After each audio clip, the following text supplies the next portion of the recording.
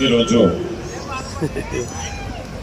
ఇక్కడ ఇచ్చేసిన అధికారులకి,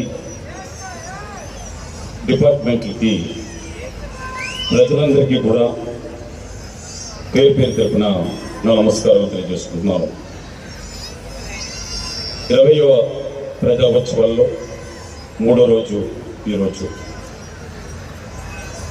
అసలు ఈ ప్రజాోత్సవాలు జరుగుతాయా జరగవని కూడా చాలా మంది అనుకున్నారు.